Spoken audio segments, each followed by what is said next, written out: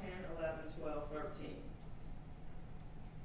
14, the court is going to modify. So 14 currently reads, do you or any family member or friends know anyone that works for Newport News Public Schools? I think it's a little bit confusing. So I want to modify it to read, do you know anyone that works for Newport News Public Schools?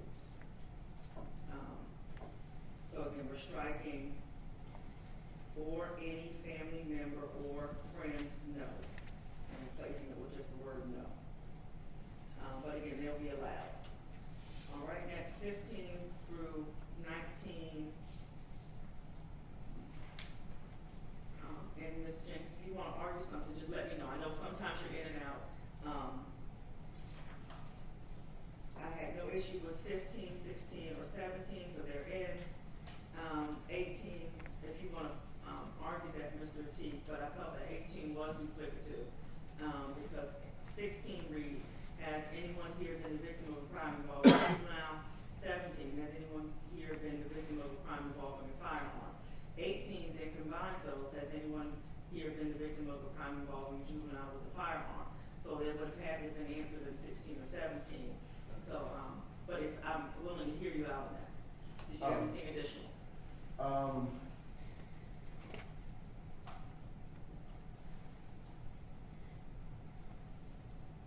No, Your Honor. I understand that. Okay.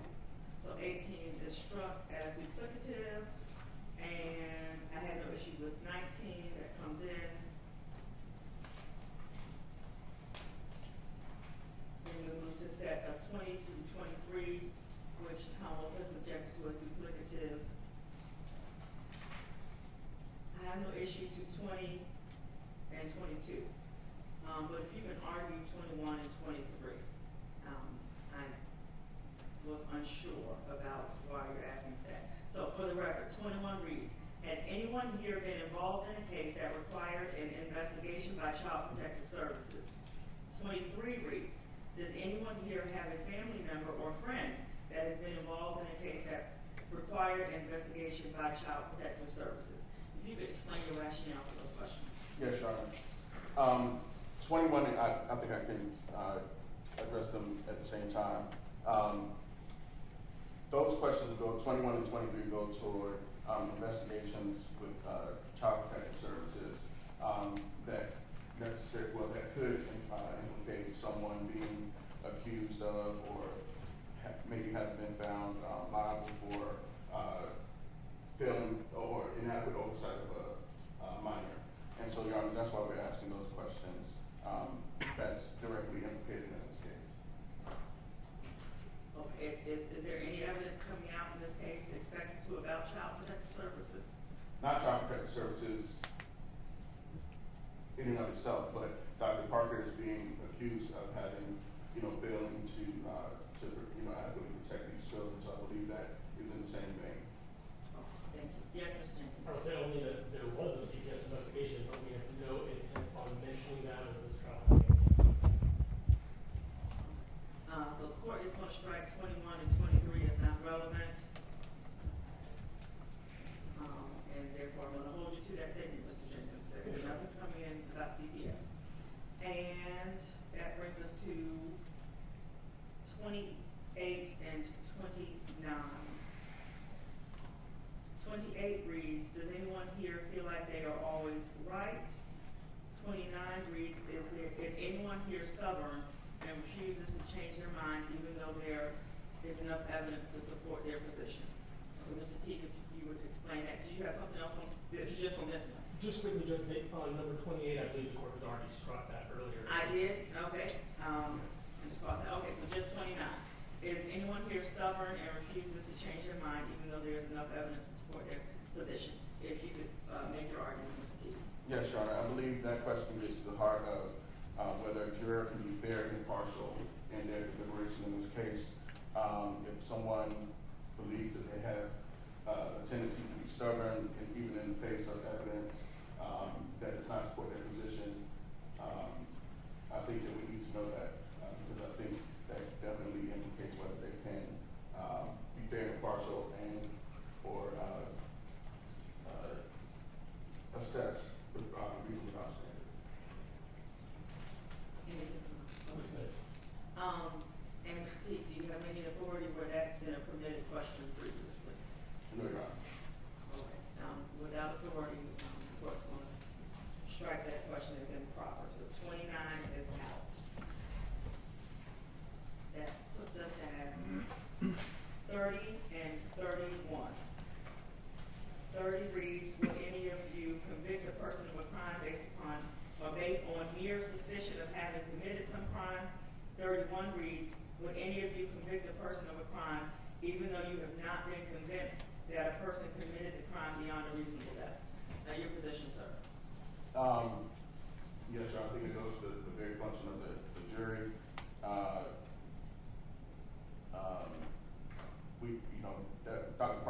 Dr. Parker is presumed innocent until proven guilty.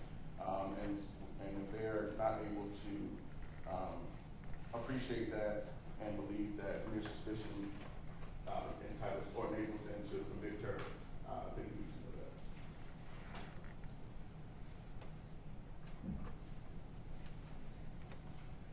So on 30, the court will allow with the modification. So the language needs to be added at the end, even if you are instructed that suspicion is not enough. So 30 should then read, because it needs to be an accurate statement of the law. 30 should now read, will any of you convict a person of a crime based on mere suspicion of having committed some crime, even if you are instructed that suspicion is not enough? So it's allowed if you add that, and 31 is allowed. No issue with that. All right, that brings us to 38 through 41 as duplicative.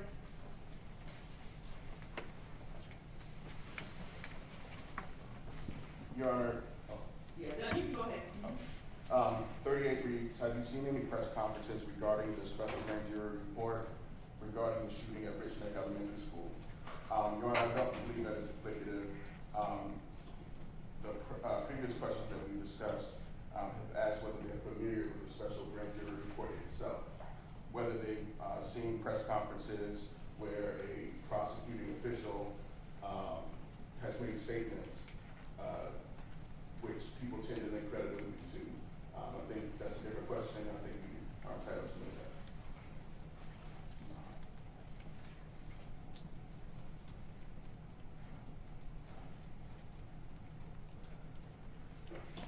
If you would like me to take 39, Yes, I think they're all in the same vein. So Yes. just read them and make your argument. They're all the same argument. Yes, sir. All right, 39 is to the press conferences regarding the special grand jury report regarding the shooting at Richneck Elementary School convinced you that Dr. Parker had committed a crime. 40 is, have you seen or read any media stories regarding the shooting at Richneck Elementary School? 41, did those media stories regarding the shooting at Richneck Elementary School convince you that Dr. Parker had committed a crime? You know, I think this is the kind of question that is asked of jurors. They're viewing the press coverage regarding a case and whether that's affected their ability to be impartial in this matter. So I believe those are appropriate questions. Yeah.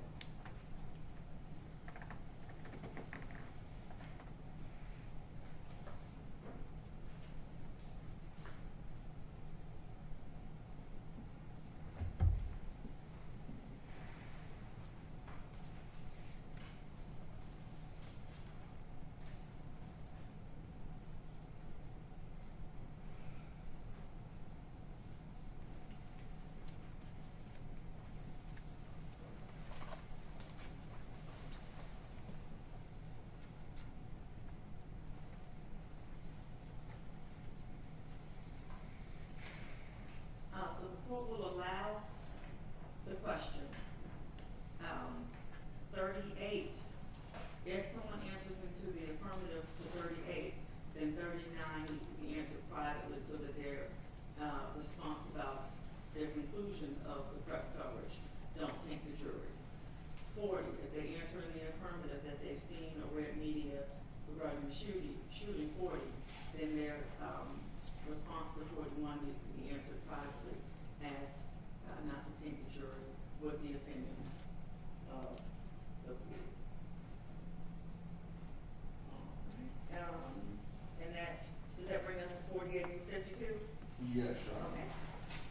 Okay. 48 to 51, I believe, have already been judged by the court. Okay, so we just need to do 52. 52. Okay, and I'm going to read this one this time. 52 reads, are you able to make an independent determination without the influence of others that the evidence established guilt or innocence? What's your argument for this? Again, Your Honor, these are it goes to the heart of the matter, whether the jurors are able to, again, make independent determinations despite differing opinions, whether they can be very impartial, whether they can, go with their beliefs regarding, as it relates to evidence that's presented in the case, rather than going with the tie or with the majority. Is that an accurate statement of the law? So it reads, are you able to make an independent determination without the influence of others? Or an accurate statement of the law which jury instructions are based on? You know, they're to deliberate and listen to the opinions of others and discuss it. And while, yes, they need to make their own determination and not be unduly persuaded by someone else's, I feel like, can we state that better? Because without the influence of others, I mean, it is supposed to be a group deliberation. We are supposed to consider the opinions of other jurors, but still make their own decisions. Is there a better way to restate that that reflects the actual jury instruction? And Mr. Jenkins, did you have any questions? If I may, just since we're rewording, I want to just point out something else about the wording of that question. That maybe I would point this out on the other side, but the question ends with that the evidence establishes guilt or innocence, and I'm just a little concerned because obviously the evidence never needs to establish innocence. It has to establish guilt beyond reasonable doubt, or there is innocence. So I feel like even that latter half is a little concerning in that I don't want the jury to be searching for evidence of innocence. That's not appropriate. They will find him innocent if we have not met our burden. So. Mr. T, your response? No, and I think that the rewording of the question could simply be, are you able to make an independent determination of whether the evidence establishes guilt beyond reasonable doubt? And just taking out the without the influence of others, and adding establishes guilt beyond reasonable doubt. Okay, so hold on, let me make sure I have it, your proposed modification, correct. Are you able to make an independent determination that the evidence establishes guilt beyond a reasonable doubt? Is that what you're purporting? Or say it again so I can have. Well, no, I think that when I hear it, I'm wondering,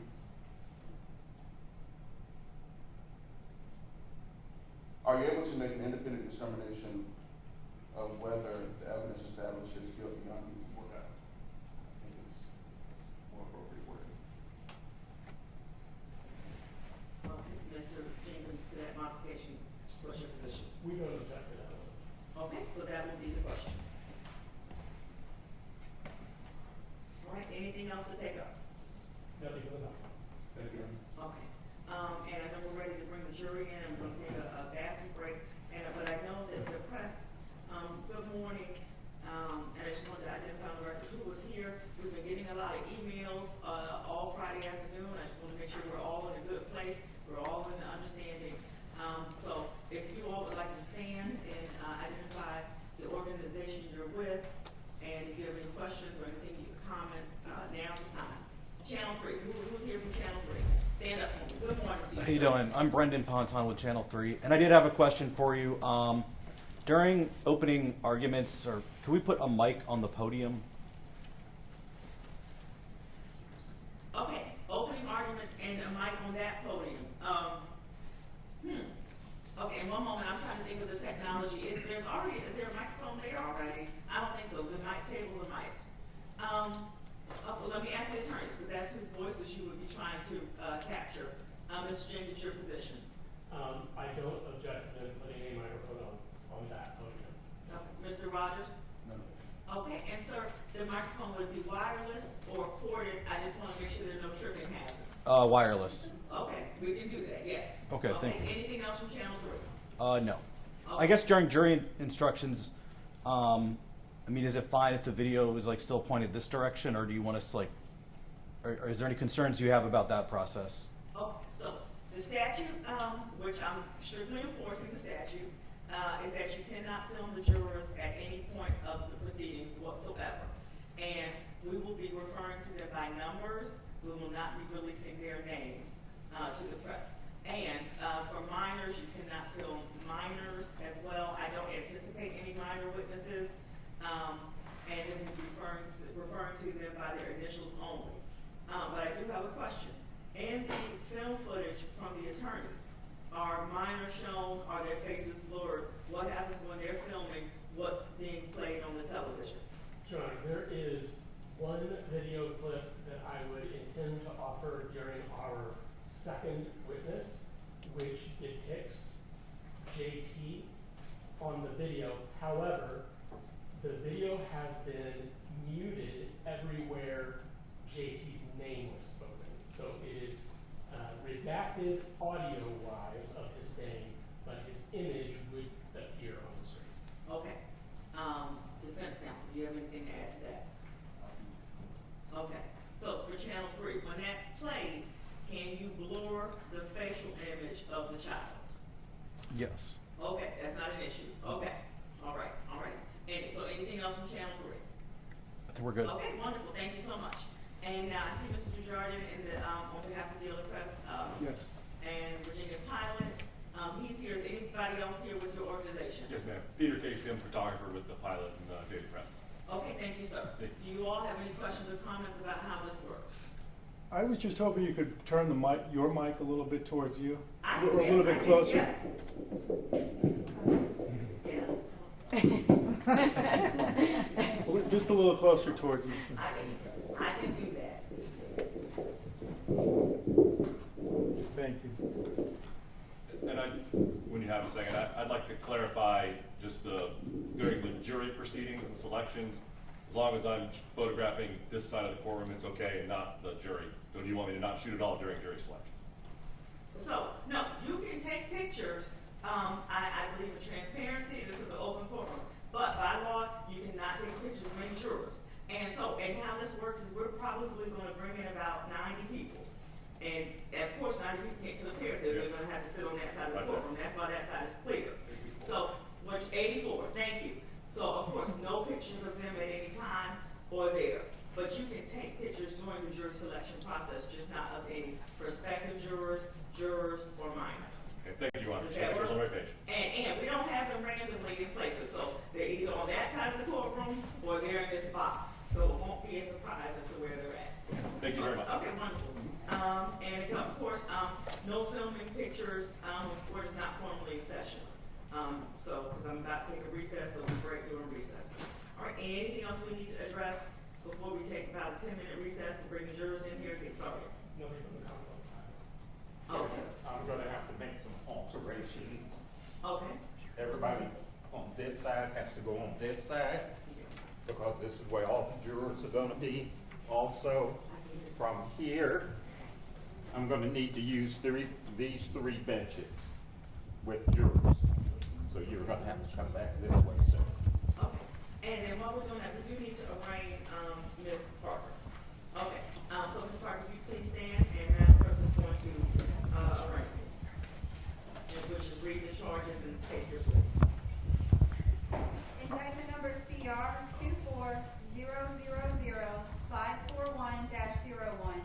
The special grand jury charges that in the city of Newport News, Ebony Parker, on or about January 6, 2023, being a person responsible for the care of students under the age of 18 at Richneck Elementary School, feloniously did commit a willful act or omission in the care of such students in a manner so gross, wanton, and culpable as to show a reckless disregard for human life in violation of 18.2-371.1 subsection B of the Code of Virginia as amended. How do you plead? Indictment number CR 24000-541-02. The special grand jury charges that in the city of Newport News, Ebony Parker, on or about January 6, 2023, being a person responsible for the care of students under the age of 18 at Richneck Elementary School, feloniously did commit a willful act or omission in the charge in the care of such students in a manner so gross, wanton, and culpable as to show a reckless disregard for human life in violation of 18.2-371.1 subsection B of the Code of Virginia as amended. How do you plead? Indictment number CR 24000-541-02.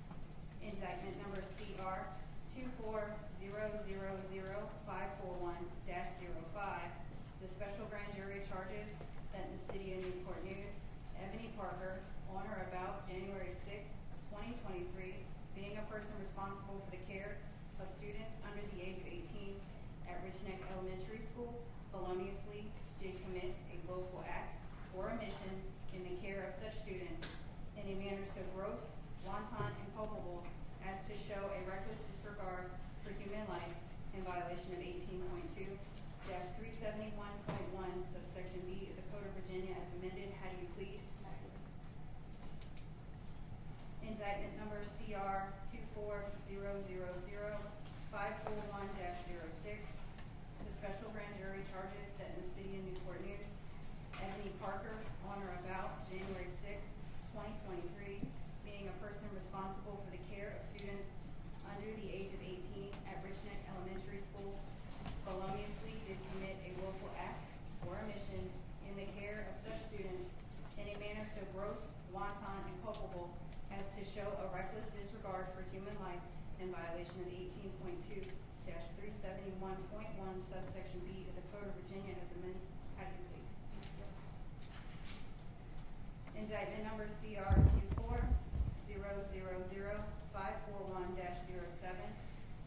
The special grand jury charges that in the city of Newport News, Ebony Parker, on or about January 6, 2023, being a person responsible for the care of students under the age of 18 at Richneck Elementary School, feloniously did commit a willful act or omission in the care of such students in a manner so gross, wanton, and culpable as to show a reckless disregard for human life in violation of 18.2-371.1 subsection B of the Code of Virginia as amended. How do you plead?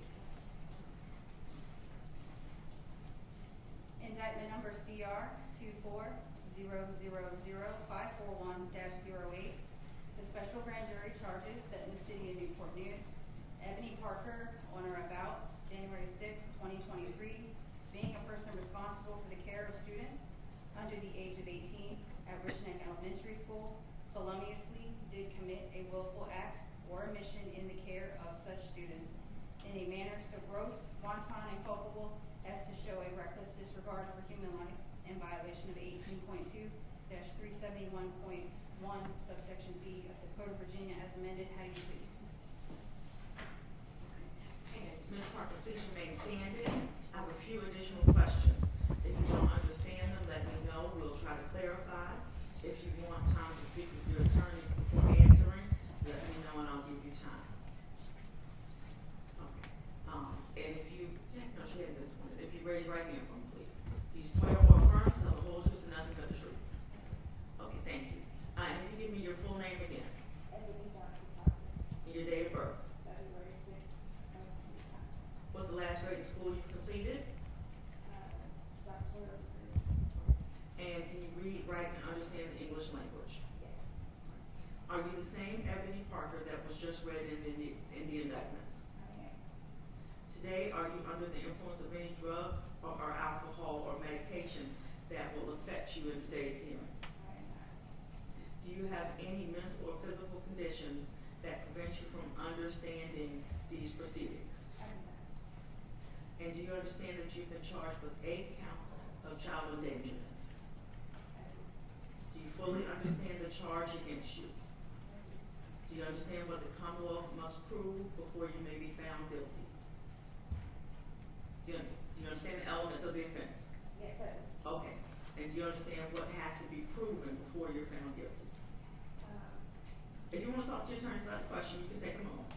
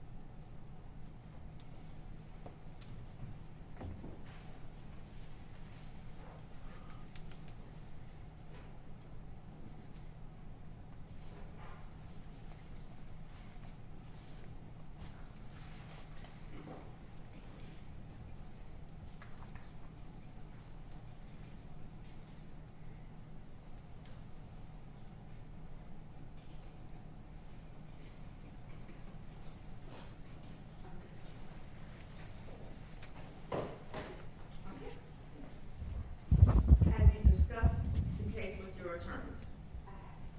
Have you discussed any defenses you may have with your attorneys? And have you given your attorneys the names of any witnesses on your behalf? Are they here today? No. If they're not here, are you still able to go forward today? Yes. Are you entirely satisfied with the services of your attorneys? Can you say it one? Mhm. Are you entirely satisfied with the services of your attorneys? Yes. And are you entering your plea of not guilty freely and voluntarily? Yes. Have you discussed with your lawyer the difference between testifying or not testifying in this trial? And you don't have to tell me what you discussed. I just want to know that you discussed it. Okay. Are you ready for trial today? Yes. And do you understand that you have the right to be tried by a judge or a jury? Yes. You are choosing to be tried by a jury today. Is that correct? Yes. And again, we have 8 charges. Do you consent to having your charges heard together today? Yes. Does the Commonwealth consent? We do. Do you understand all the questions that I've asked you? Do you have any questions you would like to ask me?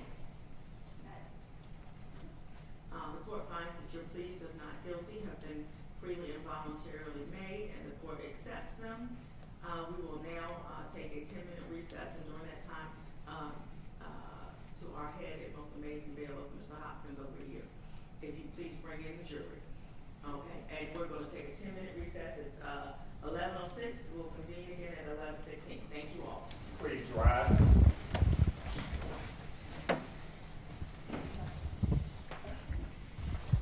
Court stands in recess. Y'all did hear what the judge said. Okay. Do you want me to hang out in here, and do you want to go update them with stuff with whatever we just find those are? I'm gonna need I'm gonna go use the restroom if you wanna. Well, we're not going to get up there until later. Oh, or if or they, can't have. I guess I'm going to run downstairs for a minute. So there's a third. But no, yeah, next is jury selection, so we're not. On back. I was interested in that, but I would probably let you know. I'm not sure if you're still interested in that, but I would also let you know. Heads up for the video for tomorrow. How we doing? Good, hanging in there. Just whatever. I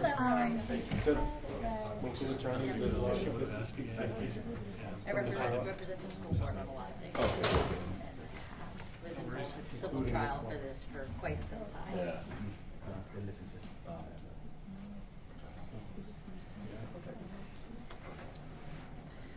So they asked for continuance. For today. Okay, cool. That was the second half of the business. Awesome. Thank you, Sarah. And I'll be here. And he's in the He's right in that same area. He's not parked on that street, but he's in that parking lot. But they weren't going to let us park. He's right there along those streets. You'll see the interceptor. Present, yeah, yeah.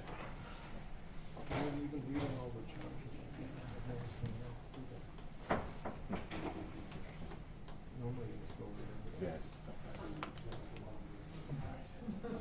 So you said you already got good stuff. Yeah.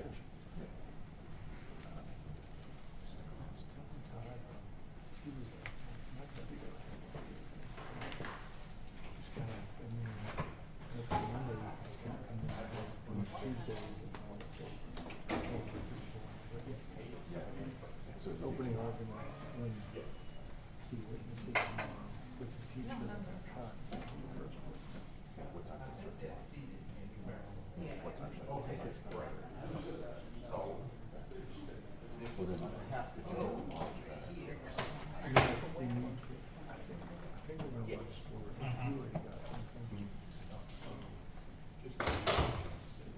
Do you think they might? But I think if you're going to be back tomorrow, So I'll bring in the first 14.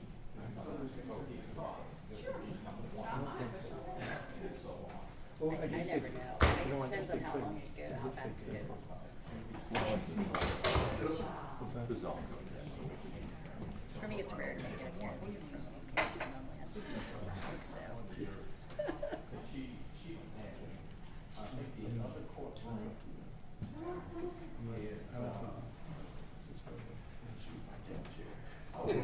That's a good question. I don't think so. I'm just gonna just right across. They got all these stars. I would think it's probably unlikely to the amount of jurors and.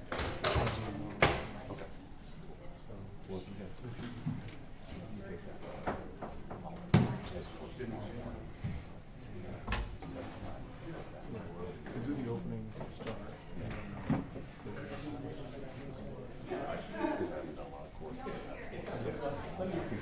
As each time they tell Put one on every. We can, no, get a cup. Yeah, but there's no vending machine on the.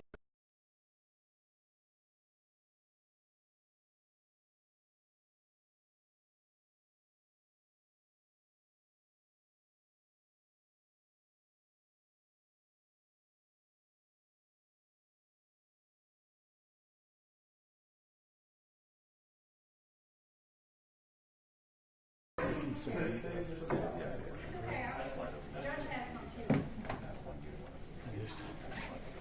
but hate that the end critical part of the trial, and then all of a sudden, hey, you know, it's not changing up after. Here to do it. Why is that?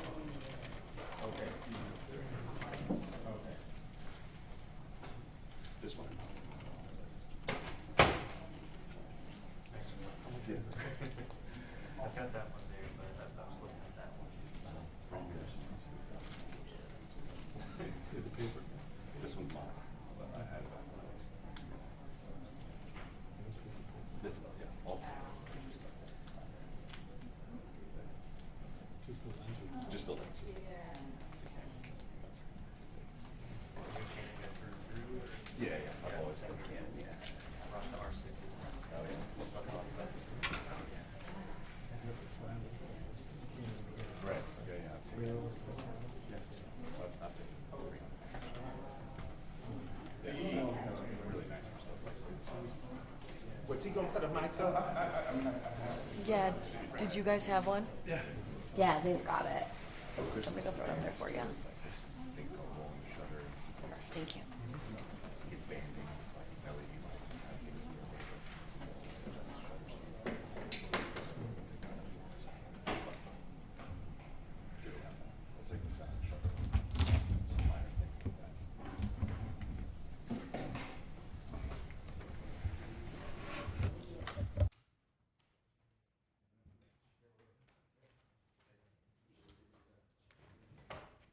Hopkins?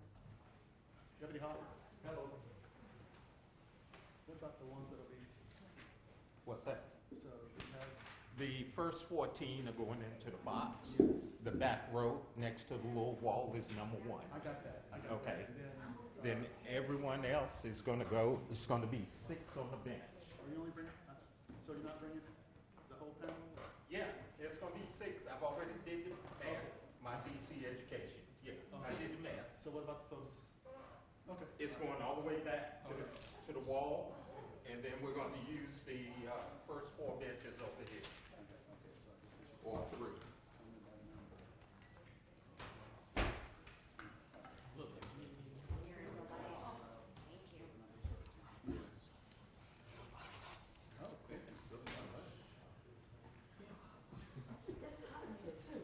See, courtroom 3 is very accommodating.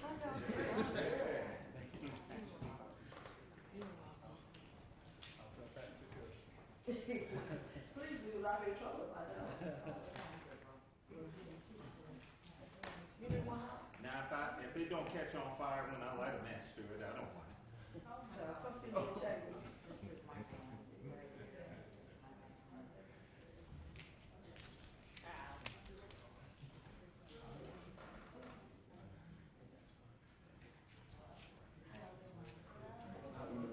Shirley told me I had better put her stuff back. How does she know? Somebody did. I did. Oh, Johnson took a picture.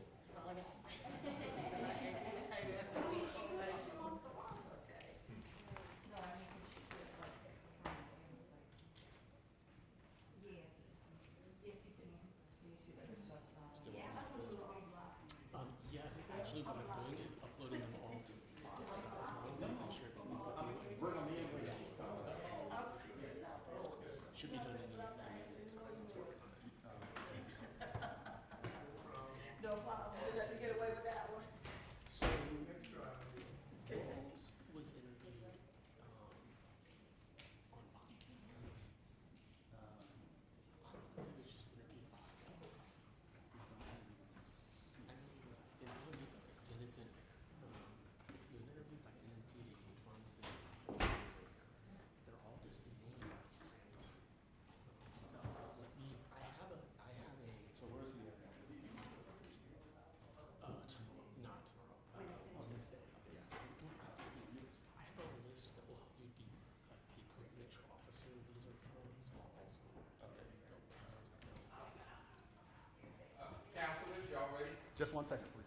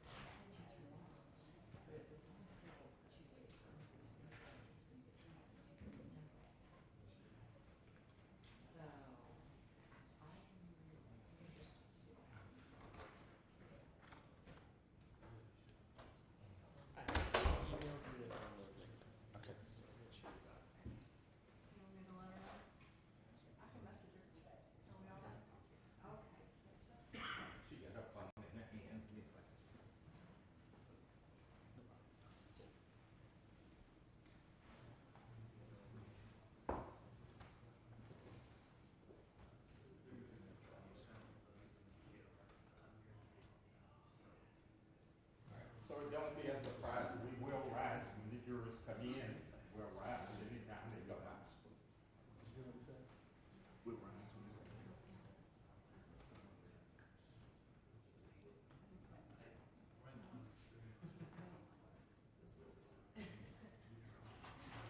Please rise. Thank you. Take your seats. All right, Sheriff, are we ready to bring the jurors out? Your Honor, may counsel approach the bench before we get started? Okay, yes. And again, we've formally recalled the case of Humboldt versus Parker after taking a recess. And meet me down there. Microphone. This is to be on the rest of the sidebar. Okay.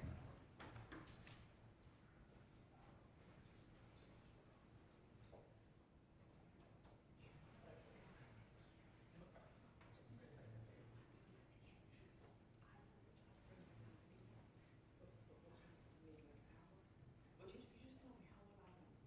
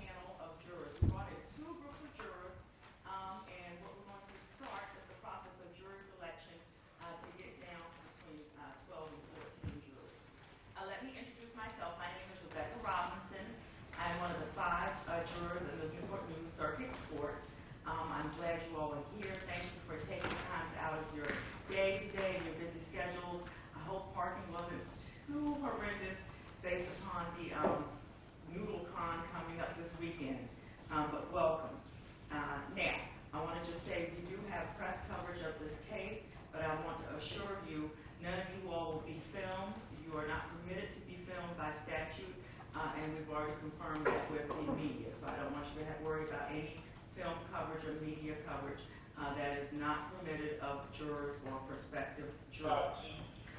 So I'm going to turn it over to Madam Clerk. She's going to take roll and attendance and swearing in. We will not be using your names. We will ask you to use and identify yourself by your number. That's for your protection and it's part of best practices. So I don't want anybody to feel disrespected because I'm not referring to you by your names. I know you all have full names, but we can use numbers again for the press coverage and best practices for identifying potential jurors. Okay, Madam Clerk. When I call your number, just say here, but make some kind of audible that you are here, okay? Number 1. Here. Number 2. Here. Number 3. Here. Number 4. Here. Number 5. Here. Number 6. Here. Number 7. Here. Number 8. Here. Number 9. Here. Number 10. Here. Number 11. Here. Number 12. Here. Number 13. Here. Number 14. Here. Number 15. Here. Number 16. Here. Number 17. Here. Number 18. Here. Number 19. Here. Number 20. Here. Number 21. Here. Number 22. Here. Number 23. Here. Number 24. Here. Number 25. Here. Number 26.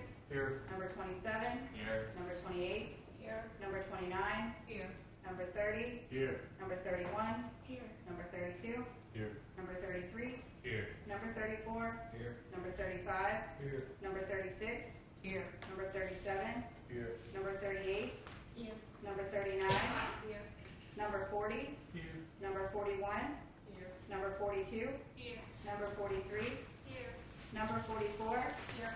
Number 45. Number 46. Here. Number 47. Here. Number 48. Here. Number 49. Here. Number 50. Here. Number 51. Here. Number 52. Here. Number 53. Here. Number 54. Here. Number 55. Here. Number 56. Here. Number 57. Here. Number 58. Here. Number 59. Here. Number 60. Here. Number 61. Here. Number 62. Here. Number 63. Here. Number 64. Here. Number 65. Here. Number 66. Here. Number 67. Here. Number 68. Here. Number 69. Here. Number 70. President. Number 71. Here. Number 72. Here. Number 73. Here. Number 74. Here. Number 75. Here. Number 76. Here. Number 77. Here. Number 78. Here. Number 79. Here. 80. Here. Number 81. Here. Number 82. Here. Number 83. Here. And number 84. Here. If I can have you all stand and raise your right hand.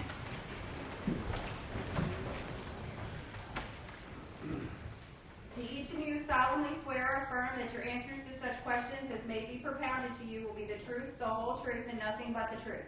Yes. Affirm. All right, you can have a seat.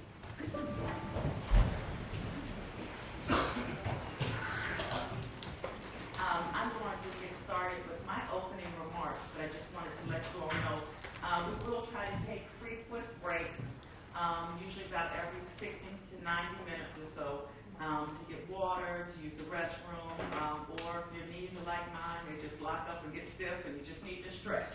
So, but if anybody needs a break, just raise your hand and we'll do our best to accommodate you. All right. So members of the jury panel, the case for which you have been summoned to appear today as prospective jurors is that of the Commonwealth of Virginia versus Ebony Parker. She is charged with the commission that on or about January 6, 2024, did unlawfully in violation of 18.2-371B of the Code of Virginia 1950 as amended, did feloniously commit gross, wanton, and reckless care for a child, 8 counts of the same charge. Upon arraignment of the 8 charges, Ms. Parker has pled not guilty.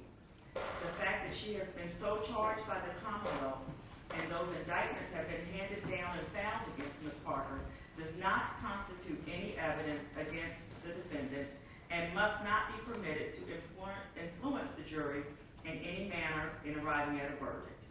The making of a charge by the Commonwealth and the finding of indictments by the grand jury are simply part of the legal process necessary to commence proceedings by the Commonwealth against the defendant. It means nothing more than that. The defendant sits at counsel table before you, presumed to be innocent by law of the offenses with which she has been charged and for which she has been indicted. And this presumption of innocence goes with her throughout the case and applies at every stage throughout the trial. And it is sufficient to require the jury to find the defendant not guilty unless and until the Commonwealth, upon whom the burden rests, proves the defendant guilty to the said jury's satisfaction beyond a reasonable doubt. Failing to do so, the jury should find the defendant not guilty. Furthermore, the defendant, Ms. Parker, does not have to testify during the trial of the case or offer any evidence, and this failure to do so cannot be considered by the jury in arriving at the jury verdict. The first thing we need to do is select a jury. In this type of case, we need a jury consisting of 12 jurors with 2 alternates. And I just want to concur with counsel, or confer that if we want 2 alternates, correct? That's correct, Joe. Okay, thank you.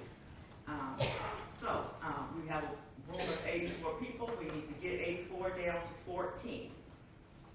We begin the process of determining who will be on the jury by asking questions. The court will ask you questions. The lawyers will also be given an opportunity to ask you questions. And asking these questions, we are not trying to embarrass anybody or unnecessarily pry into your personal lives. In addition, there are no right or wrong answers to our questions. We just need the truth. That's why you were asked to stand and take the oath that Madam Clerk administered. First, we must each be sure that you will give each party a fair and impartial trial based only on the law and evidence pertaining to the case. You will be asked questions designed to determine whether there are any reasons why you should not serve on this particular jury. If the court finds that it would be inappropriate for a particular juror to serve on this case for a specific reason, such as you're closely related to one of the parties, then that juror will be eliminated for consideration for service as a juror in cause. This is referred to as striking a juror for cause. If the court determines that one or more of you should not serve on this jury for cause, it does not mean that you did or said anything wrong. It does not mean that you are less qualified than anyone else.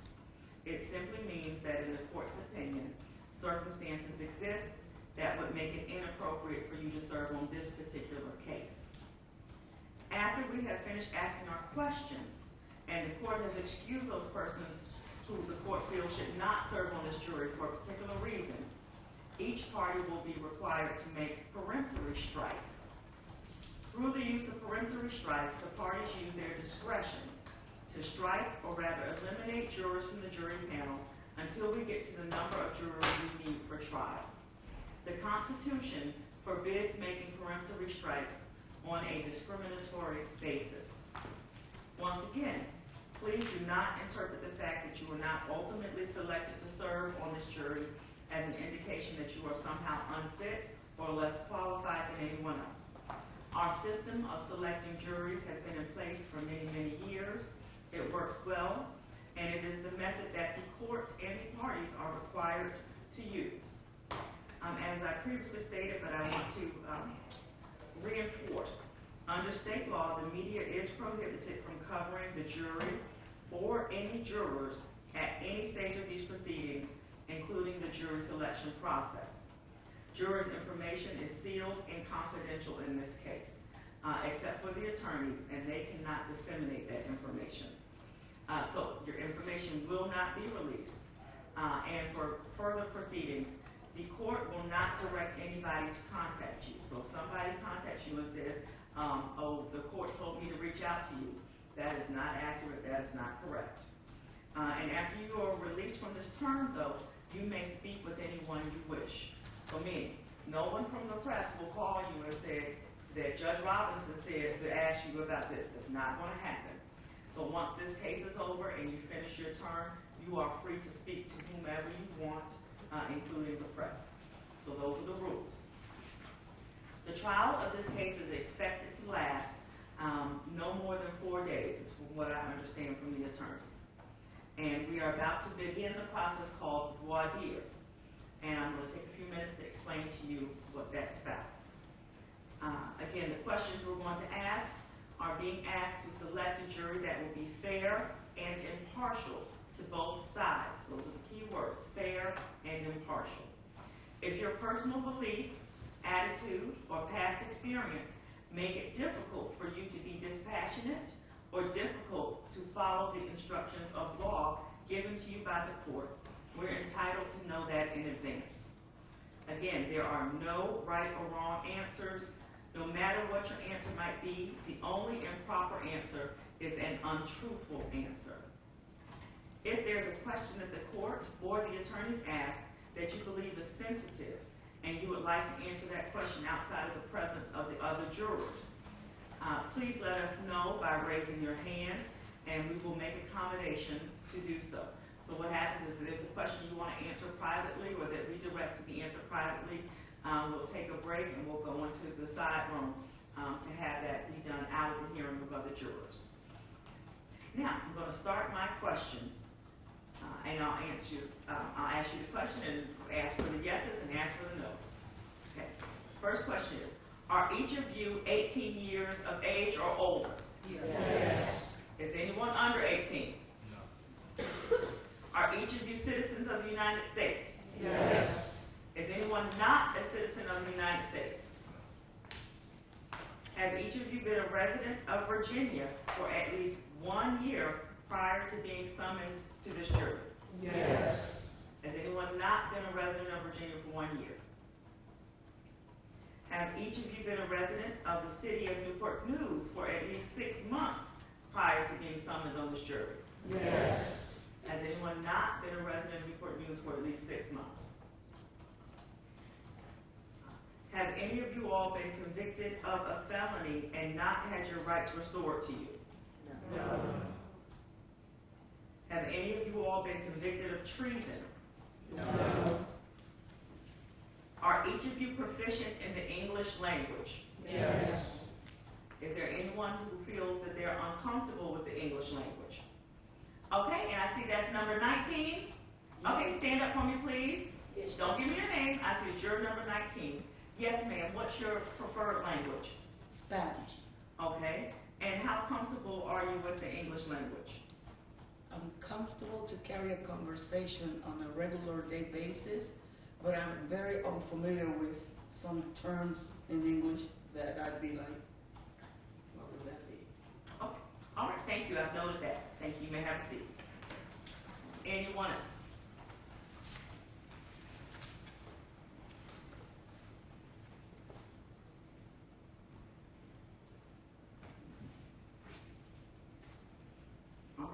This is a worded question. Have any of you been called and reported to any state court for either civil or criminal jury at any time during the prior 3 years prior to being summoned to serve on this jury? So has anyone served in the jury in the past 3 years? No. Okay. By law, we try to give you a 3-year break between being called for terms. Okay. Have any of you been adjudicated as incapacitated by any court? No. Do any of you have a case pending in the current term of this court that is expected to be tried by a jury? No. Were any of you present when the grand jury was instructed on the first day of the term during which these indictments were handed down? No. Do any of you have a hearing impairment not corrected by hearing aids? No. Okay, and I'm going to go a step further. Is everyone able to hear me? Yes. Is there anyone who's having any trouble hearing me? No. And as we go on throughout the proceedings, because different people will speak from different points in the courtroom, if you have a hearing issue, let us know and we'll do our best to fix it. Do any of you all have a sight impairment, a vision impairment, which is not corrected by lenses? No. Okay. Does anyone have any medical condition that would prevent them from sitting on this jury? No. Okay, yes ma'am. Give me your number, please. 15, are you able to stand? Yeah. Please do. Okay. And is it something that you're okay stating publicly? No. Or do you want to answer privately? Yeah. Okay, we'll mark you down and we'll take you down. You can have a seat. Thank you.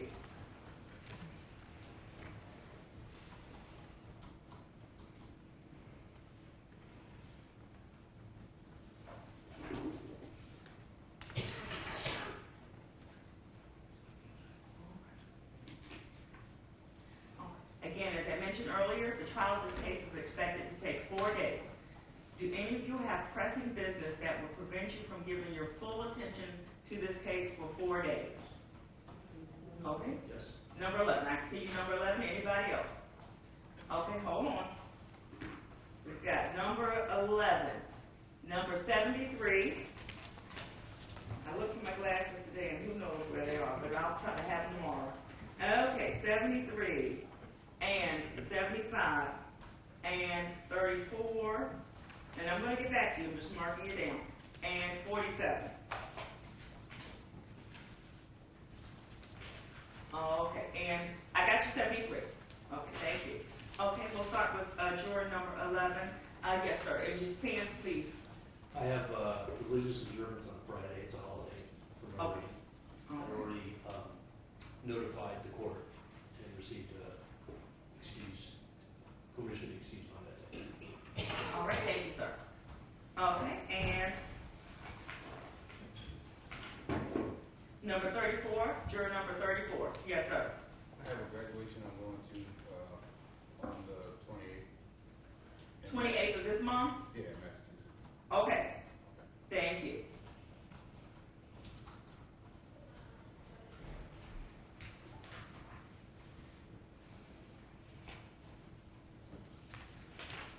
All right, and juror number 47. I'm also caretaker for my father who has Alzheimer's and dementia. I take care of him every day. Okay, thank you very much.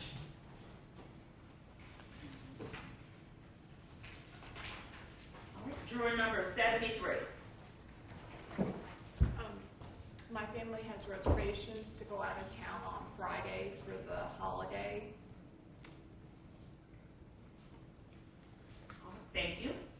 And juror number 75. Yes, ma'am. I've been summoned as a witness for another court case on the 20th, and on the 25th, I got to go to a music festival.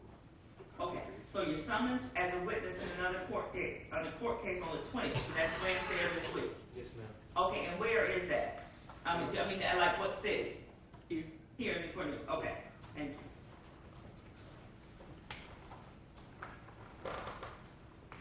Okay, is there anybody else who wanted to give an answer to that question that I did not call? Okay.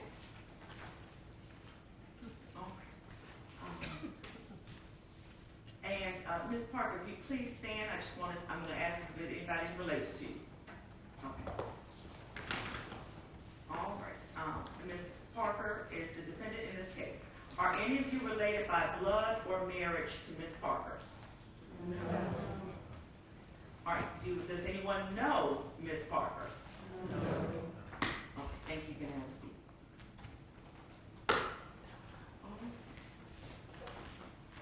And Commonwealth asked somebody. Oh, you do. Okay, number 70.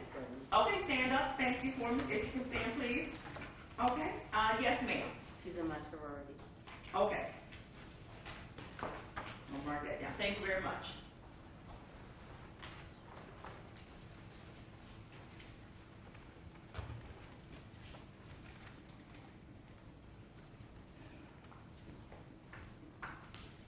All right. And any numbers that I may have missed on that question of related by blood or marriage or no, Ms. Parker? All right. No additional answers. The Commonwealth will ask you about their witnesses. Have any of you had any business dealings or an employee-employer relationship with Ms. Parker? No. Do any of you have any interest at all in the trial or outcome of this case? No. Have any of you? Yes. Oh, we have. Okay. Juror number 79. Thank you. Okay, to which question? The last one? Okay, business dealings? No. Oh, the interest in trial, okay, interest in the case. Okay, and juror number 79, yes ma'am. I'm friends with the teacher that's involved. Okay.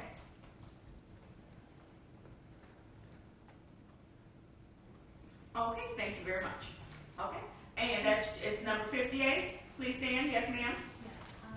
I don't know if this is a conflict, but I believe I work for the same school district. Okay, you work for the Newport News Public School Systems? Okay, thank you.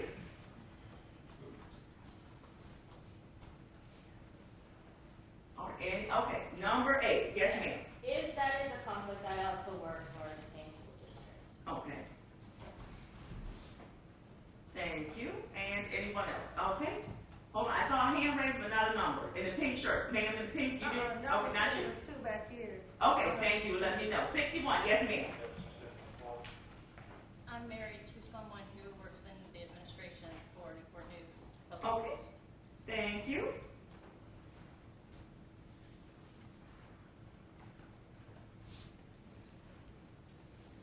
All right, and there was one more number, and that's 59. Yes, please. My daughter-in-law is principal in Newport News and went to that school the following year after this incident occurred. Thank you very much, juror number 59. Okay, I saw number, okay, number 20. I'll get back with you. Let me record her response.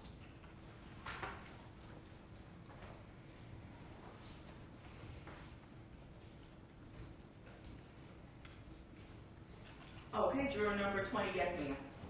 I don't know if it matters, but I'm a teacher for Newport News School. Thank you very much.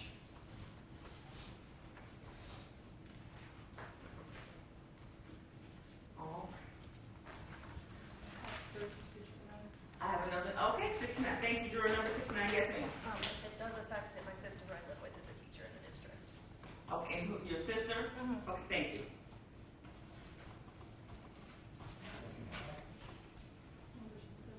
Okay, I'm coming.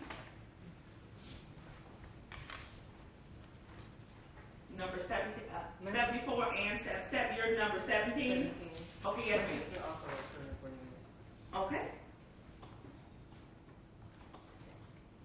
And juror number 74? My aunt works for Newport News District for all Okay. schools. Okay, thank you.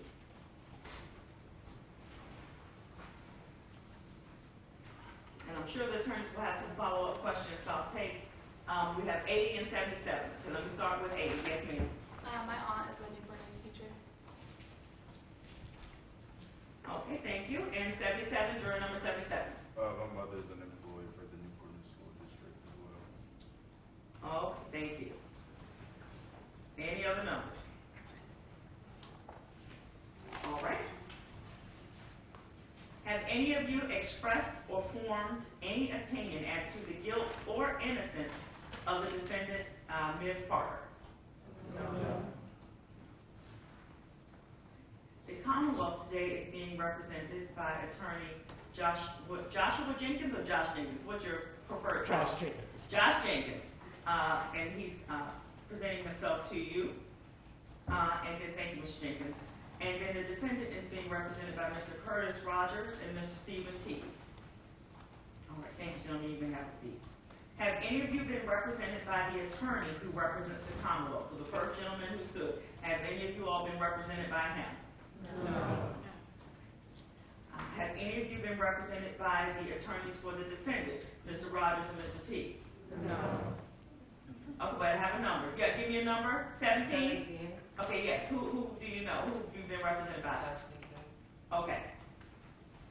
Thank you. You can have a seat.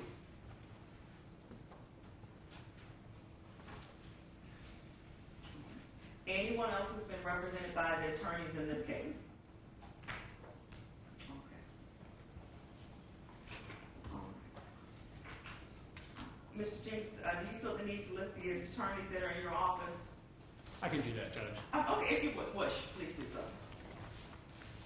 I'm going to read a list of names of attorneys, and at the end, I will simply ask you to show your number if you recognize any of the names. Anton Bell, Karen Rucker, Paige Buffington, Amanda Winchester, Pia Miller, Faith Laney, Emily Huff, Mackenzie Butler, Mary Button, Emma Cleary, Amy Cross, Angela Davis, Alberto Herrero, Lynette Hill, Haley Lieberman, Rael McClure, Molly Newton, Jennifer Truitt, or Ryan Zerby. Please raise your number if you recognize any of those names. And I'm saying if you go up, John. Okay, and we're gonna go in order, so just hold it up till I get to you. I saw number 14, juror number 14.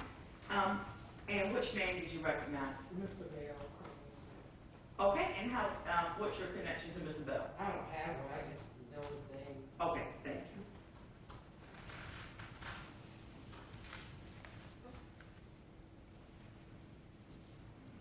Okay, anyone else in this section right here? Okay, and I see you over there. I'm going to go to this section to my right, your left. Passing number 49. Okay, juror 49, which name did you recognize? Anton Bell, Karen Rucker, former paralegal for the Hampton Commonwealth Attorney's Office. Okay, thank you, juror number 49.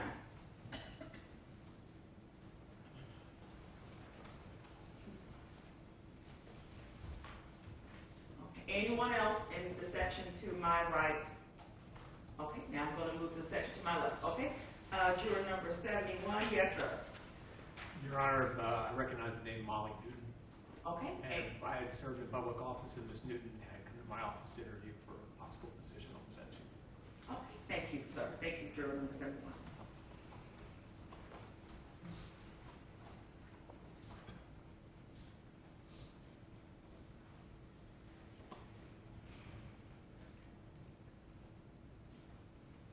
Okay, there was another number, 83. Yes, juror number 83. Whom did you recognize? I recognize Mary Button, but I'm not comfortable stating where I know her from publicly. Okay, thank you.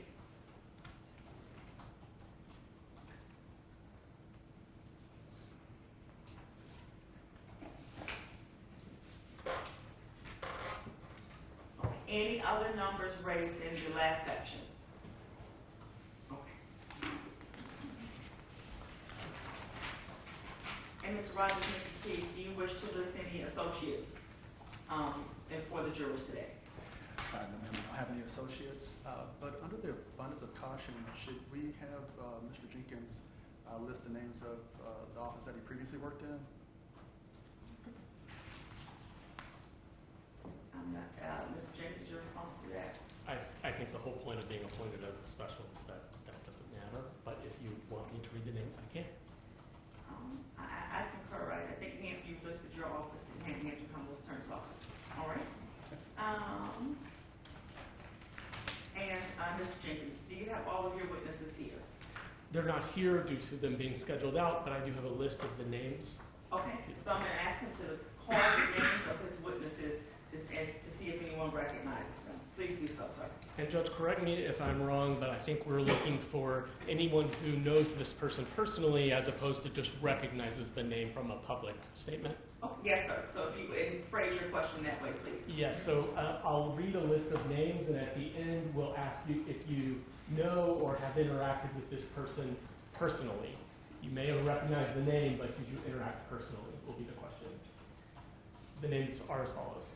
Abigail Zwerner, Amy Kovac, Deputy Briggs of Newport News Sheriff's Department, Deputy Blythe of Newport News Sheriff's Department, Rihanna Foster, Mia Oliveria, Lawanda Russ, Rolanzo Rawls, John Sims, Jennifer West, Susan White, Nina Farish, Jessica Steves, Megan DeLeon, Nicholas DeLeon, Mark Garcia, Kynesha Richardson, Alicia Thompson, Kelly Wells of NNPD, Newport News Police Department, Sean Amadeo of Newport News Police Department, Stacy Husterberg of Newport News Police Department, and Aaron Thornton of Newport News Police Department, also Brittany Gregory, Ramon Gonzalez Hernandez, Sarah Gonzalez.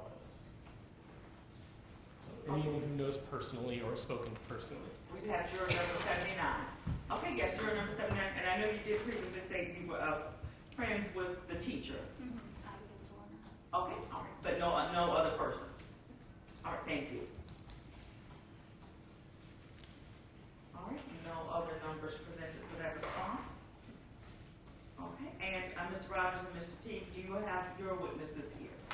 Your Honor, we don't have any additional witnesses other than those called by the Commonwealth. Okay, all right, thank you very much.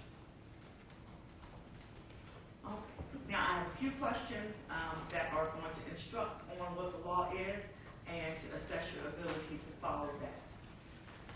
Do each of you understand that the defendant is presumed by law to be innocent of the offenses for which she is charged, and that the presumption of innocence remains with the defendant throughout the trial? Yes. Are you able to follow that rule of law? Yes. Is there anyone who is not able to follow that rule of law?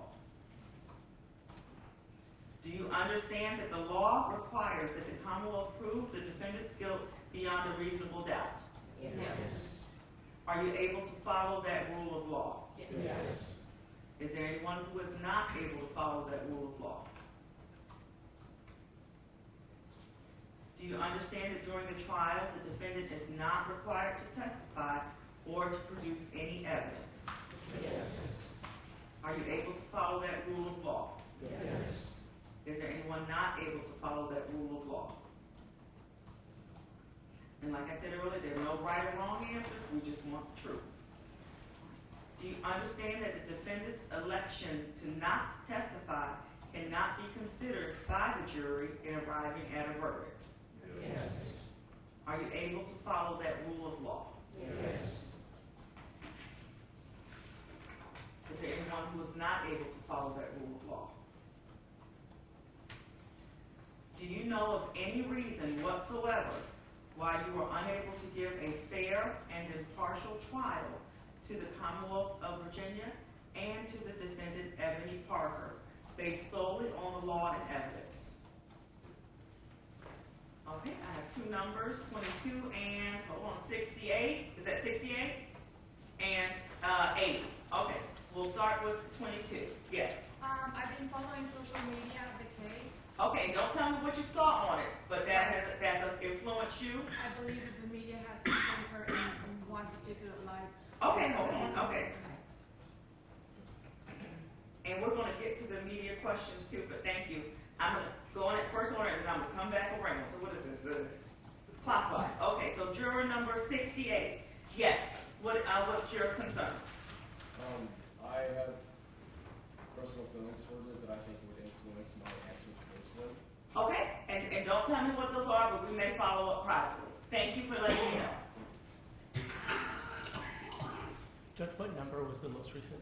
6-8. Sir, you were 6-8, I want to confirm? Yes, ma'am. Thank you. Thank you.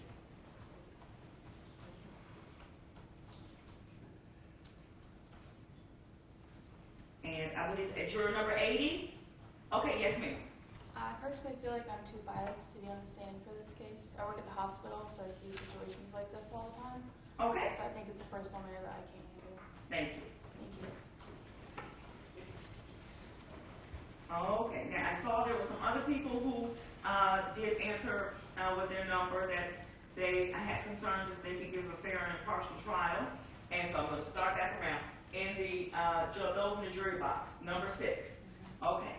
And what are your concerns, or what's the basis for your concerns without giving me too much information? Well, I have personal concerns about it because something happened to my son years ago, dealing with something like that. Okay, okay, thank you.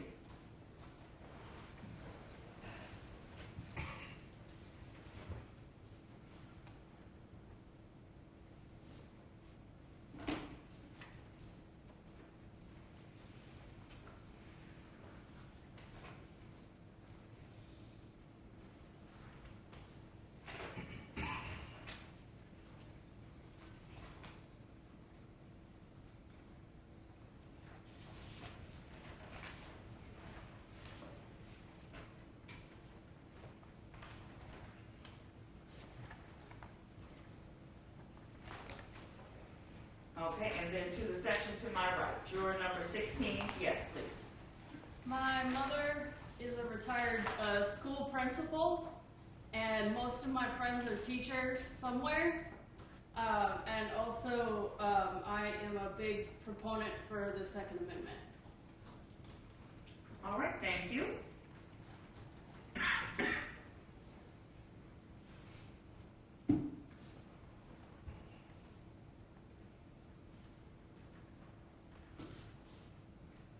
in this section, and that's 58. Yes, please. I think I'm still conflicted where I am a current teacher in the school district. Oh, thank you.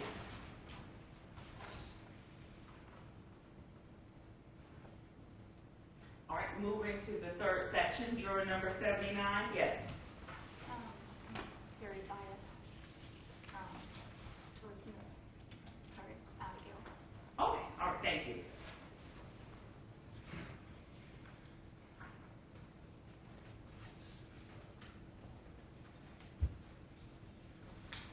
Anyone else in that section? Okay, juror number 69. Yes. I just saw things on social media that made me biased. Okay, so something you said, yeah, thank you for not telling me what, but something you saw in the media has persuaded you. Okay, thank you.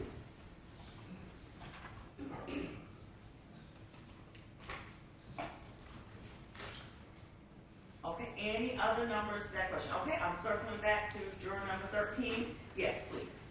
I'm familiar through social media with the trial. My husband and many family members are also teachers. Okay. And my children are in the district. All right, thank you.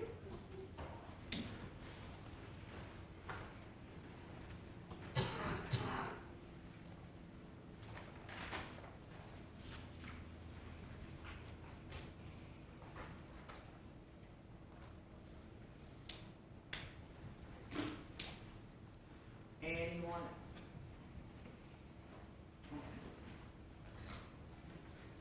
And my last question. Do any of you have any religious or other moral reservations about passing judgment on another person? Okay, juror number 22. Yes, if you could please stand up for me and tell me what those are. I don't believe I should judge any person because I will never have all the information available. I believe that Christ is king. Okay, thank you. Any other numbers to that question?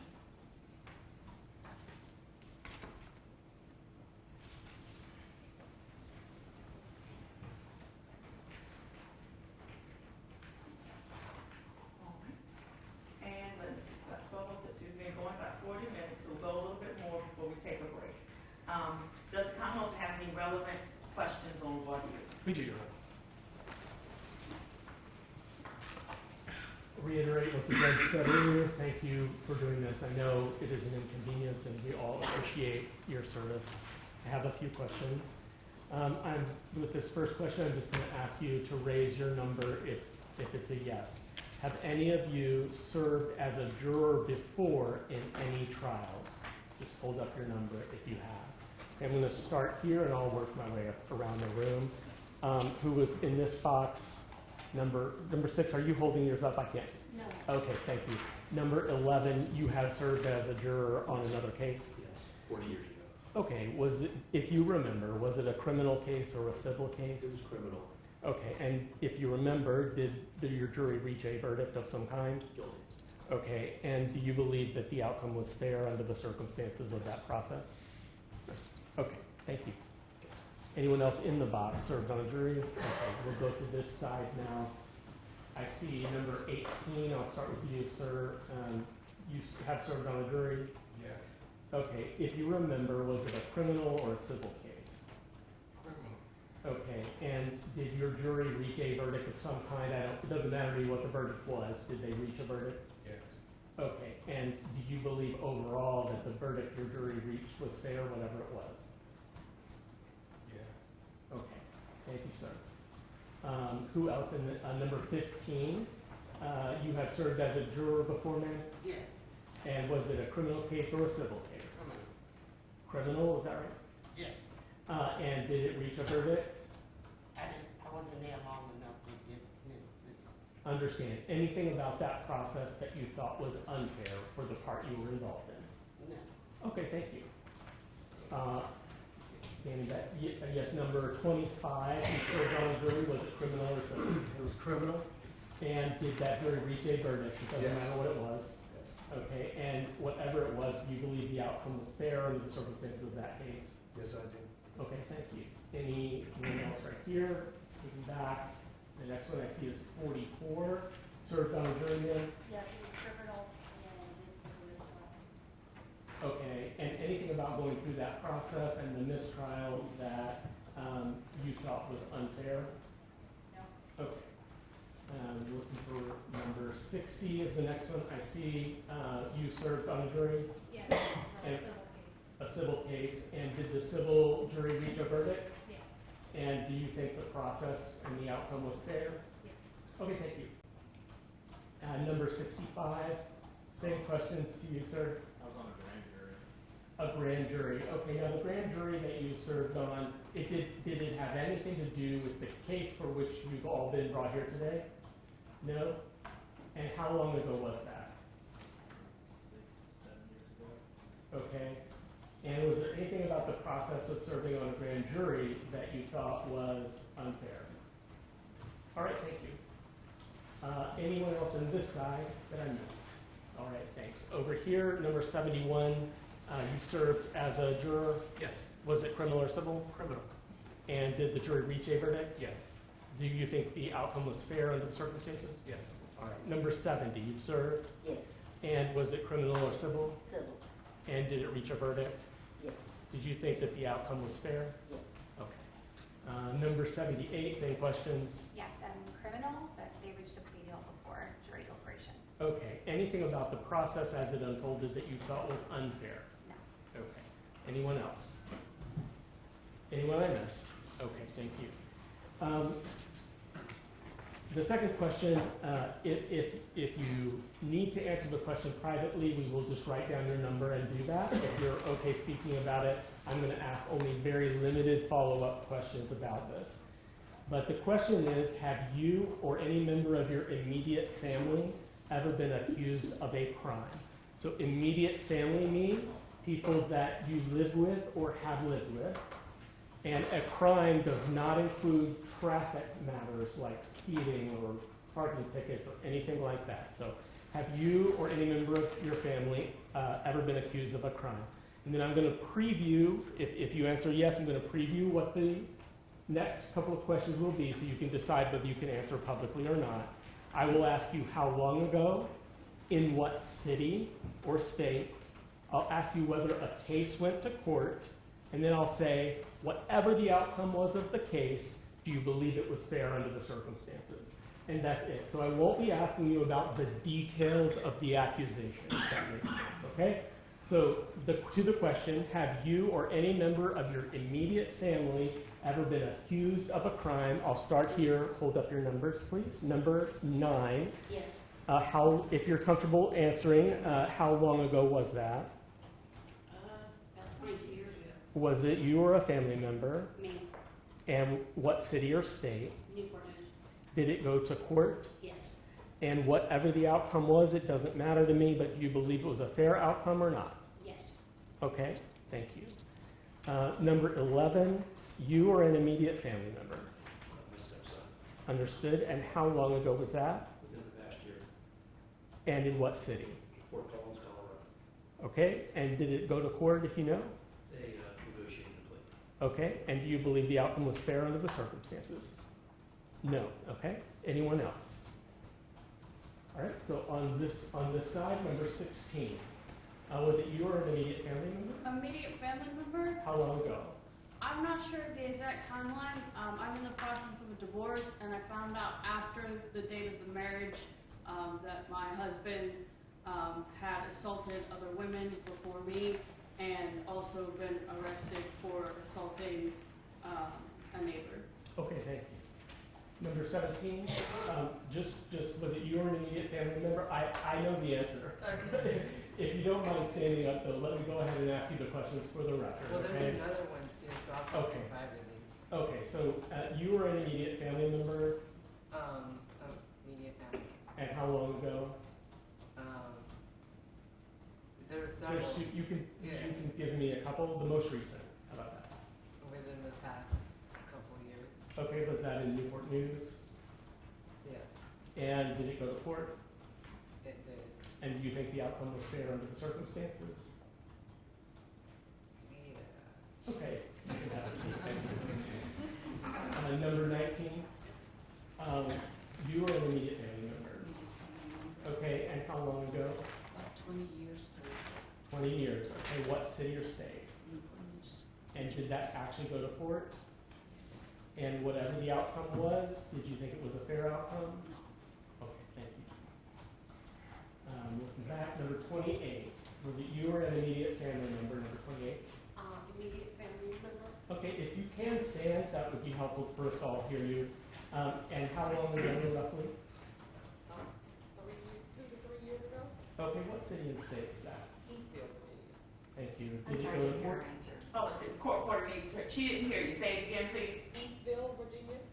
Thank you. Eastville, all right. And did it go to court? Yes. And whatever the outcome it was, do you believe it was fair under the circumstances? Yes. All right, thank you. And is that 29? You were an immediate family member. Immediate. All right, how long ago?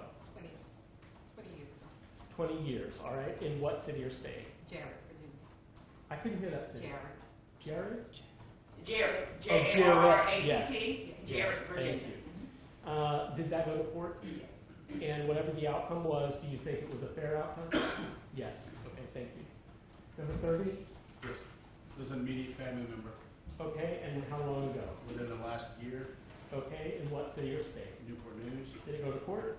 Yes. And do you believe the outcome was fair or unfair? Unfair. Thank you. Number 21, was it you or an immediate family member? Myself. Okay, how long ago? A couple times. The most recent was, I think, within the past 10 years, 7 years. Okay, what city or state? Oh, most recent. Most recent was Newport News. Okay, did the matter go to court? It did. And whatever the outcome was, do you think? For the most recent one, I feel it was just, but Okay. maybe not. Okay, and then of your other experiences, how many would you say were unjust? Just probably one. Okay, thank you, appreciate it. Okay, and Ms. Jackson, I'm sorry, I didn't get the gentleman's number. What was your juror number? 21. 21, thank you. All right, working my way back, number 34, was it you or an immediate family member? So, me, Yeah. myself, You, okay, and how long ago? 36 years. All right, in what city and state? Newport News. Did the matter go to court? Yeah, but they got dropped. At the trial. Okay, so I'm assuming you thought that outcome was fair. Yeah. Okay, thank you. All right, anyone else? Number 37, I see, was it you or immediate family member, sir? It was me, All right, and how long ago was that? about 40 years ago. 40 years. And what city or state? Newport News. Okay, did that go to court? Yes. And whatever the outcome was, do you think it was a fair outcome or no? No, sir. All right, thank you, I appreciate your honesty. Number 41, I see you. If you don't, if you could stand up, makes it easier to hear. Was it you or an immediate family member? Immediate family. All right, and how long ago? More than 20 years ago. Okay, long time. So what city and state was that in? Essex, Virginia. And did it go to court? Yes. And whatever the outcome was, do you think it was a fair outcome? All right, thank you. All right, 45. You or an immediate family member? All right, how long ago? 13 years. All right, what city and state? Started Franklin, Southampton, Virginia, and then Newport. Okay, Franklin and Southampton and then federal. Did it go to court federally? And if you know the outcome, do you believe it was a fair outcome? All right, thank you. That was no, was the answer. Could I see your number again, please? 45, thank you. All right. Number 50, was it you or an immediate family member? Okay, could you stand sort of hard to hear? What city and state? And you said it was dismissed. I assume that you were okay with that outcome. Yes. Thank you. Looking number 68, was it you or a member of your family? Member of my family. All right, and was it how long ago? 7 years ago before COVID. All right, and what city and state? Chesapeake, Virginia. Did it go to court? Yes. And do you believe the outcome was fair under the circumstances? All right, and remind me of your number. I'm sorry. 68. I didn't hear the response. Fair or unfair? Whether you thought it was fair or unfair? It was fair. Okay, thank you. All right, thank you. Number 68. Anyone else from this side that I missed? All right, coming over here, number 73. Is it you or a member of your family? You. All right, and how long ago? 30 years ago. City and state? Newport News. Did the matter go to court? It did. And did you believe the outcome was fair or unfair? Fair. Okay, thank you. Number 70. Was it you or an immediate member of your family? Immediate family member. Okay, how long ago? 5 years. And what city or state? Newport News. And did it go to court? Yes. And do you believe the outcome was fair or unfair? Yes, fair. Fair, okay. Thank you. Number 79. You were an immediate family member. And how long ago was that? Okay, could you speak up just a little bit? I want to make sure the court reporter can hear you way up there. A year ago? Yes. All right, and what city and state? Newport News. Newport News, and did it go to court? Yes. And whatever the outcome was, did you think the outcome was fair? Unfair.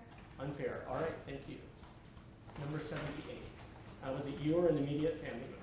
Two immediate family members. One was 40 years, one was 15.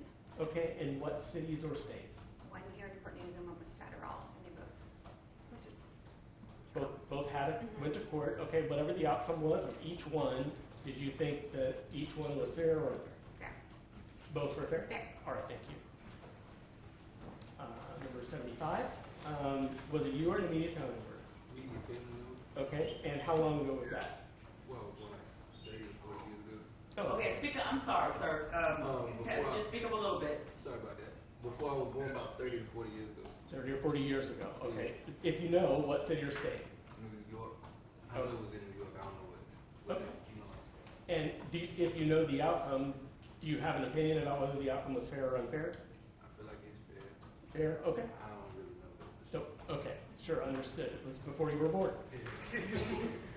Okay, 84. So you were an immediate family member. Immediate family member. And how long ago? I want to say about 7 years ago. Okay, and what city, state? I believe it was on a military base. I think it was Fort Riley in Kansas. Okay, and did it go to court? No. All right, and however it wrapped up, or anything you do know about the process, did you have an opinion about whether it was fair or unfair? I think it was unfair. Unfair, thank you. That's number 84, right? Okay. Anyone else that I missed? I'm looking for anyone that I missed at all. Oh, I see 46.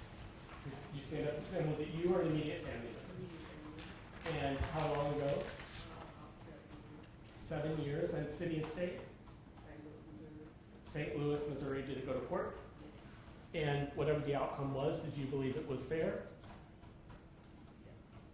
Okay. Thank you. Anyone else that I've missed? Okay, thank you. Does everyone understand, and you can do this just by show of hands, does everyone understand that you'll be asked to consider only evidence that is presented to you in court if you're on the jury and not outside things? Does everyone understand that? Yes. Affirm that just by raising your numbers. I'm looking for anyone. Okay, and then if you'll put them down, does anyone disagree with that statement? Seeing no hands on that? Okay.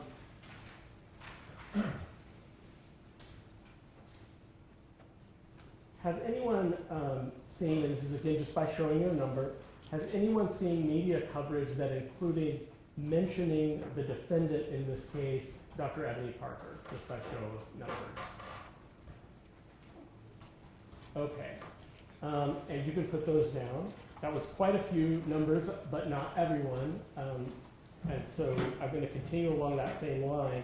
Is there anyone here who would say you actively searched out information about this incident online, like you looked for it online in some way? If so, raise your hand up. All right, all I'm going to do right now is list your numbers, okay? So I'm not even going to ask you any questions, but the numbers that I see in the jury box, number 6, number 13, you can put your number down when I say it, number 25, I see, 34, 36, 45, 49, 59, 58, 64, 65, 68, 80, 79, 78, 70, 69, 81, 83, and then I saw juror number 84 had a question. So number 84, you have a question about that? Now, we can talk about it privately, so I'm just going to put a note that we could talk about it privately. 84 wishes to speak about something private. Okay, so similar question.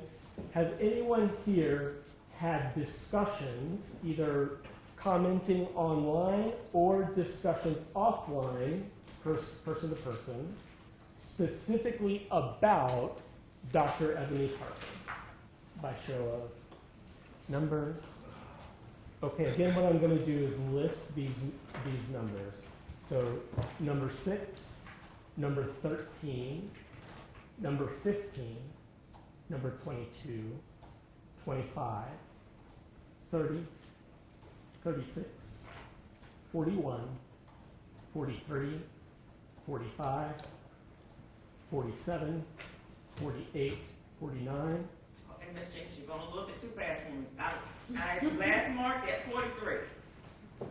Can everyone raise your hand up? Okay, no, okay. That's 43. Okay, 45. Thank you. Okay. 45, 47, 48, 49, 58, 59, 64, 65, 68, 61, 62, 69, 70, 78, 79, 80, 81, 82, and 83, and 84 wants to speak privately about this matter. Understood. All right. Same style of question, just by showing your number. Did anyone here watch on television or the internet any part of the actual civil trial related to this incident regarding Richneck Elementary School? Watch any part of the trial itself, okay? We'll list the numbers: 6, 13, 15, 16, 22, 23, 30, 34, 41, 45, 47, 58, 59, 61, 62, 64, 65, 76, 79, 80, 81, and 83. Anyone on this?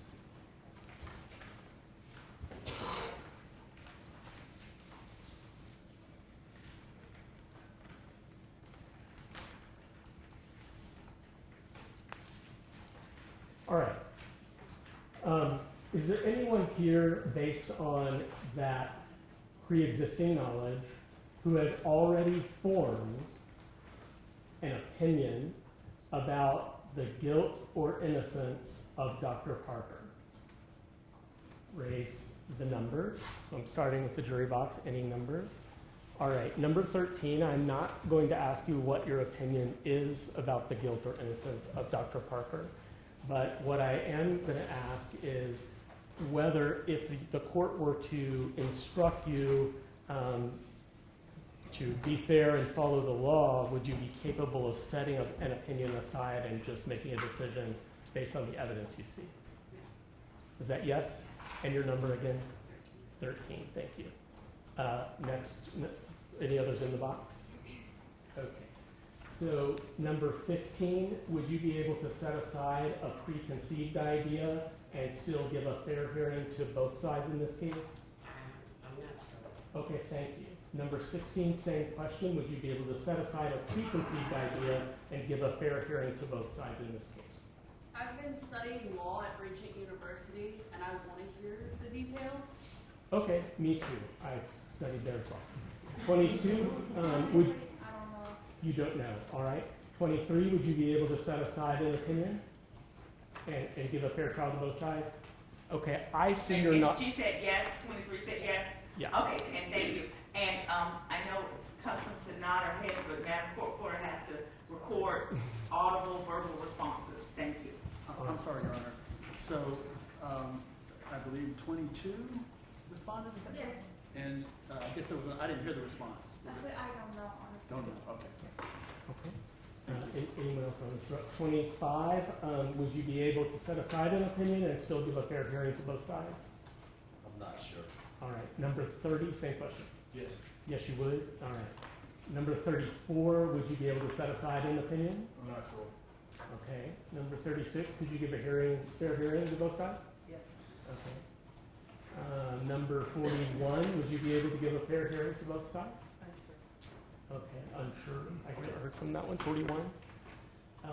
Number 45, would you be able to set aside your opinion and give a fair hearing to both sides? I'm trying, I would say that would be completely Okay, could you stand and speak a little louder so we can all? I've tried, but I don't think it would be as easy for me to say I don't think fair. Okay. And if the judge were to instruct you on the law and say, only consider the evidence and the law, would you be able to follow the instruction?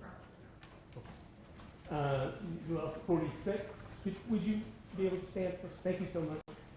Number 46. Would you be able to set aside a preconceived idea and just give a fair hearing to both sides? No. Okay. Number 47. Okay. Number 58. Would you be able to give a fair hearing to both sides?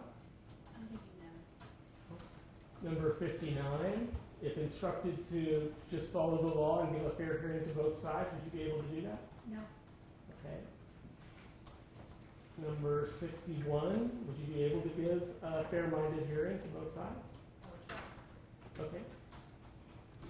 62, would you be able to give a fair hearing to both sides? I would try my best. Okay. Number 64, would you be able to give a fair hearing to both sides? No. All right. Number 68, what about you? I do not think so. Okay. Number 69, if instructed to give a fair hearing to both sides, could you do that? I believe I could try, but I'm not sure. Okay. Number 79, I think I know the answer on yours, but do you want to tell us you feel like you could not? No. Okay, thank you. Number 80? No. Okay. Going to the back row, would you be able to set aside a preconceived idea and just give a fair hearing? Number 81? And I think your answer, number 81, is no? Yes. Okay. Number Well, 80, I'm sorry, her answer is No. you're not able, thank you very much. number 82, would you be able to set aside a preconceived idea and just give a fair hearing to both parties? I'm not sure. Would you try? Yes. Okay. 83? I don't believe so. Okay. 83 says, I don't believe so. 84, I think I could. you think you could? Okay. Is there anyone else on that question?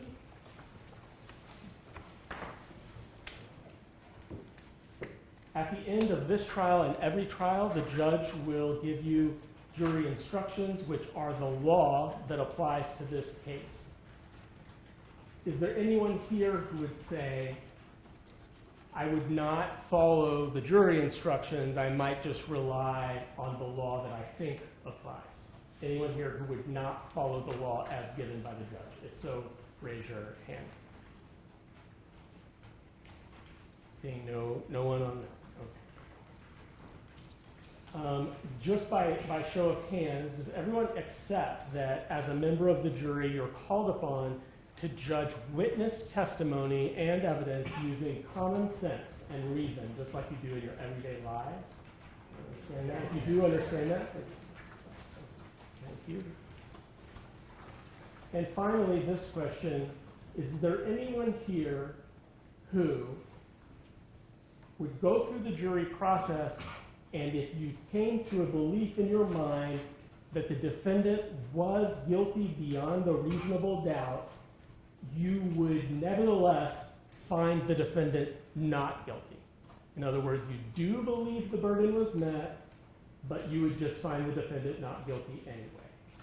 Raise your card if your answer to that is yes, I would find the defendant not guilty even if the burden was met. Thank you so much for your time. That's all. Thank you, Judge. Thank you. All right.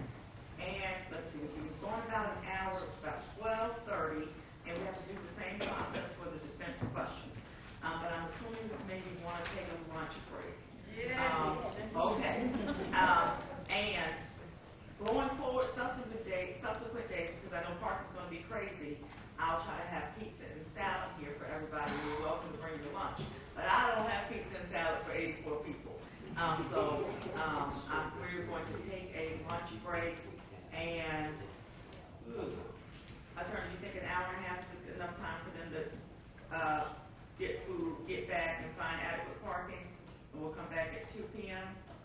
fine for the public. Okay, and, as you all know, there are a few restaurants on 23rd Street, and there's some fast food. If you go across Chris Jefferson Avenue, that grocery store, Piggly Wiggly, has a hot deli in South Park, or go wherever you like for lunch. I will give the cautioning instructions. During recesses, please do not discuss this case, do not research this case, do not investigate this case in any manner or locations or people involved with yourselves or anyone else or with other jurors. You can talk about the weather, you can say my day's going fine, but please do not discuss anything that's happening. And when you report back at, you say it's 12:35, get down the elevator, get back up. Report back to the room at 1:55, by 1:55, and then we'll get everybody up by 2. But I'm going to ask you when you come back about what you discussed, and please report to me any issues. And anything further from the attorneys before we break for lunch? No, Your Honor. Okay, all right. And Sheriff, we're going to recess, and what are your instructions for them? All right, jurors, what we're going to do, all jurors, everybody will go back over here in the courtroom, and we got deputies coming up to escort y'all up out of here. Hold So on to just, your numbers. Do not leave your numbers anywhere. Keep your numbers. We're going to start here first, then you guys, and then here. all right. Let's start So with let me this. start with this row here. Well, it doesn't really even matter. Just everybody in the jury box. Please stand for the jurors.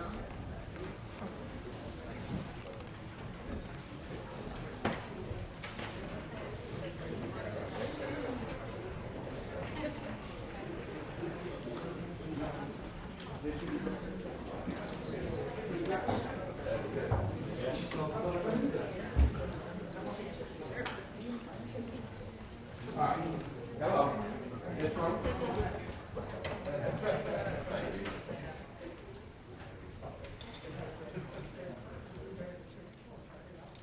And those that can go down the steps, y'all will go with me. If you can't, go on, take the elevator. Don't forget your number. I'll get you. I'll get you. Follow her.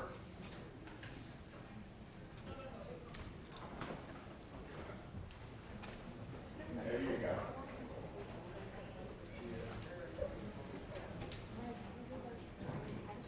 Don't eat a whole lot. You know why.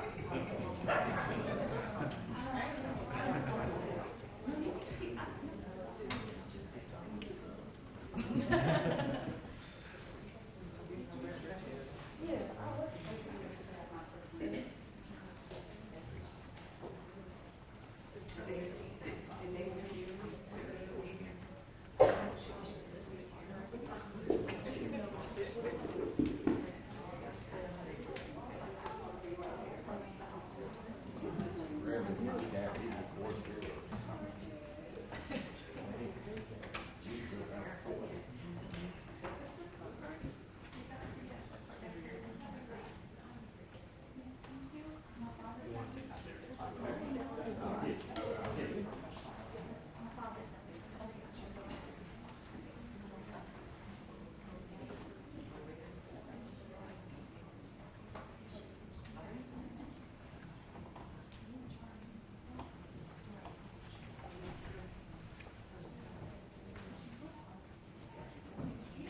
Okay, let's go ahead and get him out.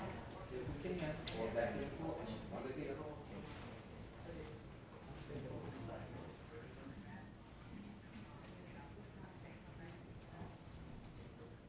Oh, those that have to use your restroom, let them go and stay in the courtroom. All others, let's start getting them down the stairs.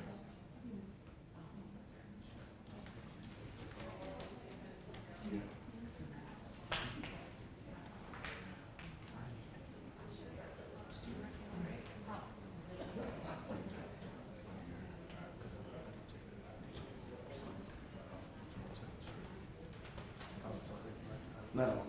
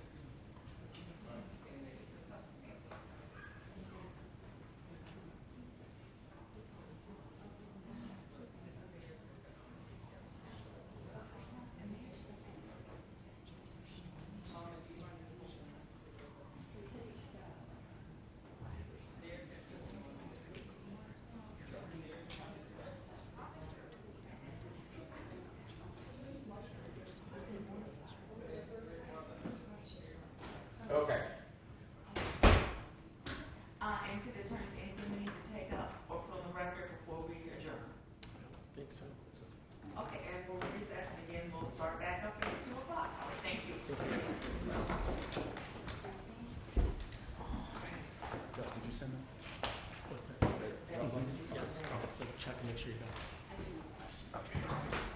You were just wondering, you didn't want to have to